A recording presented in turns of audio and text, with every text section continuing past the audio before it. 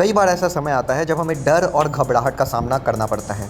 उस समय हम अपने डर और घबराहट पर काबू कैसे पा सकते हैं? तो आज हम जानेंगे डर और घबराहट पर काबू कैसे पाएँ। जी हाँ दोस्तों, कभी-कभी हमें प्लान दिखाने में डर का सामना करना पड़ता है, घबराहट होने लगती है जब हम जनरली नए होते हैं, या ऑफलाइन से बात करने में घबराहट होती है, या बहुत जगह ऐसे-ऐसे सिचुएशन क्रिएट हो जाती है जब हमें नर्वसनेस फ़ील होने लगती है। तो इन सब चीज़ों पर हम कैसे कंट्रोल कर सकते हैं, कैसे इन सब चीज़ों को ओवरकम कर सकते हैं? तो दोस्तों चलिए इसी के बारे में आज की इस ऑडियो में हम बात करते हैं और समझते हैं।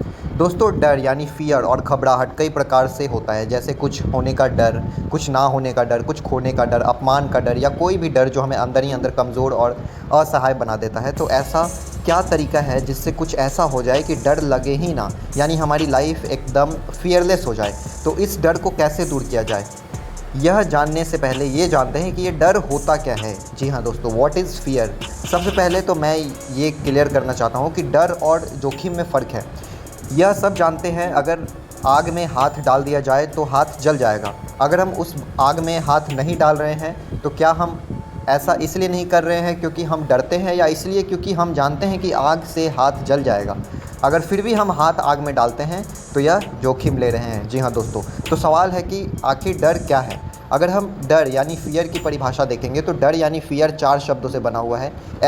FEAR, false evidence appearing real, यानी कोई ऐसी कल्पना जो झूठ है पर हम उसे सच मान रहे हैं।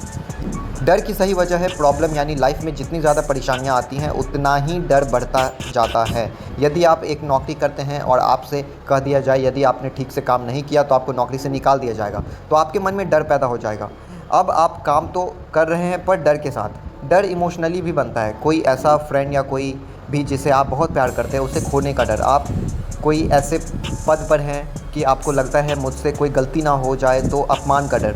कुछ डर तो स्वाभाविक हैं, अगर सही मायने में कहा जाए तो वह डर नहीं है, वो आपकी नॉलेज है। यानी आप जानते हैं कि जैसे एक कुआं है जो बहुत गहरा है, उसमें झांकने से डर लगता है, तो यह डर सही है क्योंकि आप उसमें गिर सकते हैं। अगर इस तरह का डर आपके दिमाग में आता है तो यह डर नहीं है, क्योंकि ऐसा करना डेंजरस है। एक्चुअली डर तो वो है जो काल्पनिक है, जो हो भी सकता है और नहीं भी, पर उसके होने ना होने का डर आपके दिमाग में चलता रहता है। दोस्तों डर के क्या परिणाम हो सकते हैं? What is the result of fear? सोचिए सड़क पर कोई यह सोचकर ना निकले कि कहीं एक्सीडेंट ना हो जाए। तो दोस्तों डर एक ऐसी मानसिक दशा यानी मेंटल कंडीशन है जो आगे बढ़ने से रोकती है हमें। डरा हुआ व्यक्ति कभी सफल नहीं हो पाता दोस्तों, इस बात को हमेशा ध्यान में रखें। डरा हुआ व्यक्ति कोई निर्णय नहीं ले पाता। यह व्यक्ति का डर ही होता है जो उसे नया करने से रोकता है, क्योंकि असफलता का डर, अपमान का डर, लोग क्या कहेंगे का डर व्यक्ति को उठने नहीं देता। डरा हुआ व्यक्ति खुद अपने आप को डिस्करेज करता है और गलत निर्णय लेता है। डर और घबराहट पर अब काबू कैसे पाया जाए, इस चीज़ को जानते हैं। दोस्तों डर 2 वजह से होता है। पहली, जब प्रॉब्लम आती है, अगर आपने उस प्रॉब्लम का सॉल्यूशन नहीं ढूंढा तो वह डर बन जाती है। उस समय हमारे पास 2 रास्ते होते हैं, या तो हम डर कर पीछे हट जाएं या उस प्रॉब्लम को सॉल्व करके आगे बढ़ें। दूसरी वजह है अटैचमेंट यानी लगाव। जब हमें किसी चीज़ से जितना ज़्यादा लगाव होता है, उसे खोने का डर भी उतना ही होता है। किसी चीज़ से इतना लगाव मत कीजिए कि उसे खोने का डर बन जाए।